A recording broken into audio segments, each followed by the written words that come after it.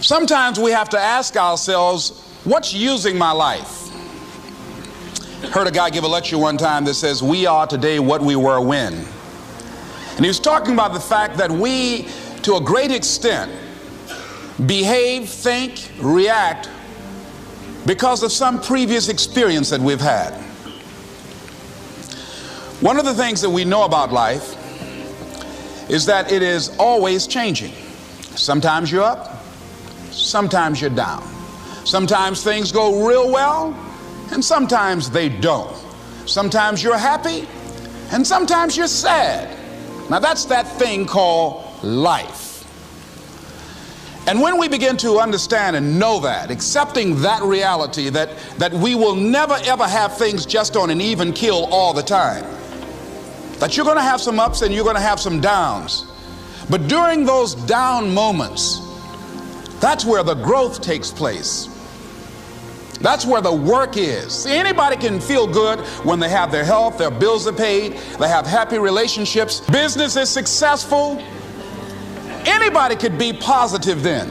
Anybody can have a larger vision then. Anybody can have faith under those kinds of circumstances. Am I correct? See, but the real challenge of growth, mentally, emotionally, and spiritually, comes when you get knocked down. Somebody said that adversity introduces a man to himself or a woman. How you handle it, that's where the growth takes place.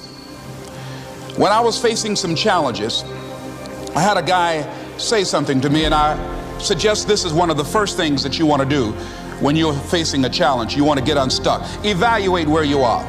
Look at it, assess yourself. Assess yourself and assess the situation. What brought you there? What role did you play? Earl Nightingale had a saying I like. He said, all of us are self-made, but only the successful will admit it. What has brought you to this point? What did you learn from it? Are you learning anything, or are you doing it over and over and over again? Somebody said that insanity is doing the same thing in the same way, expecting a different outcome.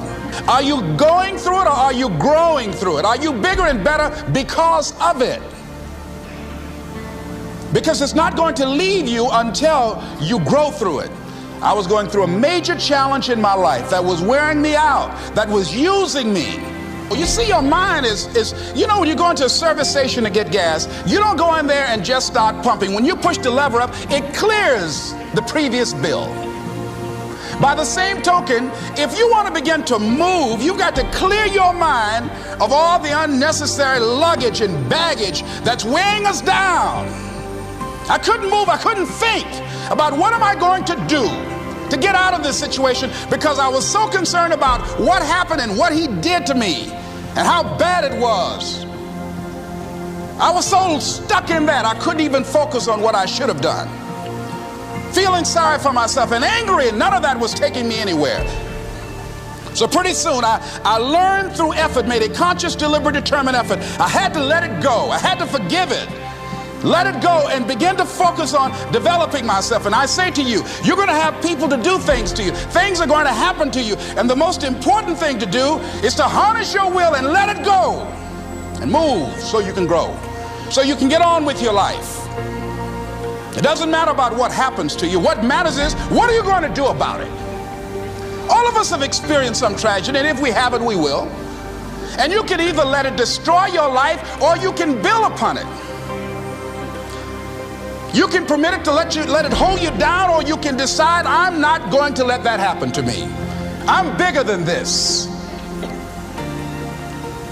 Make a declaration to yourself. Declare all out war that you're going to get out of this rut. I don't care how good you are. I don't care how talented you are. I don't care how much you work on yourself. There are some times when things aren't going to go right. They just are not going to go right. There are times when anything that can happen will happen. Murphy's Law will be knocking at your door. Why? I don't know why. That's called life. And you have to deal with it. Sometimes your life will be in a slump, just like sports. Some of the best shooters can't hit baskets different times in games. They get in a slump. Do they sit on the sideline and say, you know, I just didn't hit a basket today? No, they continue to execute. I suggest to you that if you are facing a challenge, don't stop. Stay busy. Work your plan. Continue to do those things that you know that work for you after you have evaluated yourself in the situation. Continue to move. Stay busy, stay busy, stay busy.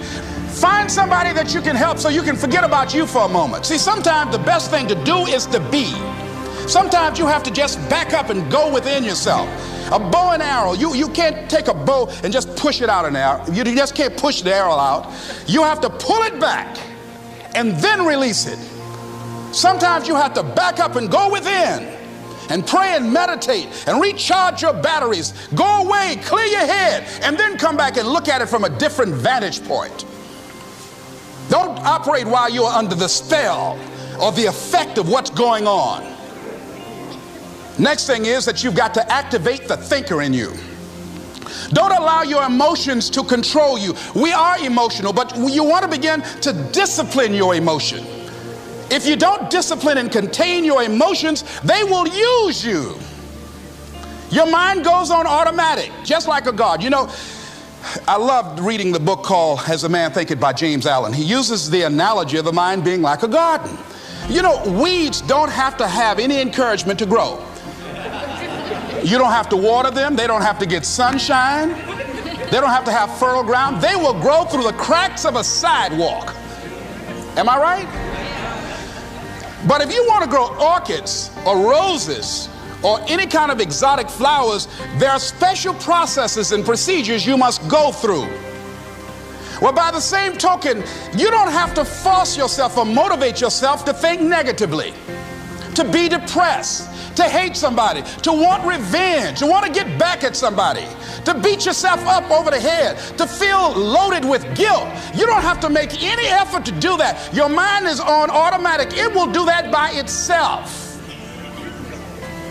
But if you want to begin to move into your own personal greatness, if you want to begin to really enjoy a happy, successful, healthy life, you've got to be willing to go against the tide. You've got to be willing to harness your will and say, in spite of this, I'm in control here. I'm not going to let this get me down. I'm not going to let this destroy me.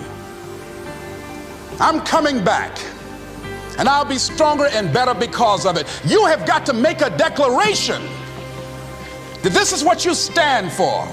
You're standing up for your dreams. You're standing up for peace of mind. You're standing up for health. You want it, and you're going to go all out to have it. It's not going to be easy.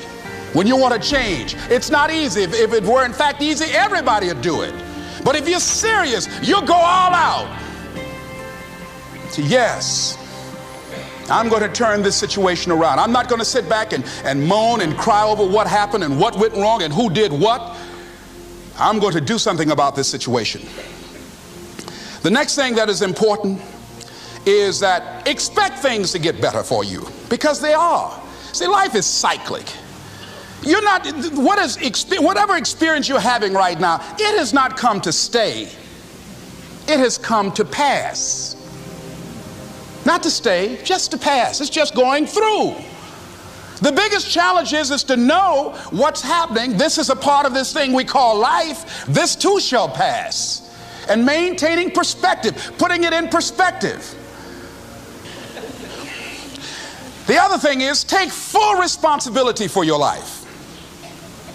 Accept where you are and the responsibility that you're going to take yourself where you want to go. Someone said we have two primary choices in life. We can either accept conditions as they exist, or we can take the responsibility to change them. See, a lot of people want to exempt themselves from taking responsibility. All they want to do is talk about the problem. Every time you see them, they'll tell you their story over and over and over and over again. No, no. You want to take responsibility for your life. I got me here, I can get me out of this. And I'm getting out. I'm not going to be a volunteer victim. George Bernard Shaw said there are two kinds of people in life. You know, he said those that make things happen, those that watch things happen, and those that don't know what happened. And he said the people that get along in this life look around for the circumstances that they want, and if they can't find them, they make them. They create them. So part of beginning to get unstuck, you've got to decide that the behavior pattern that you have adopted doesn't work for you. You've got to change your strategies, and changing your strategy means reinventing your life, recreating you, and you have the power to do that. You can decide that you're going to change, that you're not going to be a wimp. You can decide that you're going to stand up to life. You can decide that I'm going to live each day as if it were my last. You have the power to make that decision. You can decide I'm going to work on myself and develop myself. I'm going to empower me. And all of these things that are happening to me right now, they're just temporary inconveniences. They're not stronger than I am. I'm in charge here.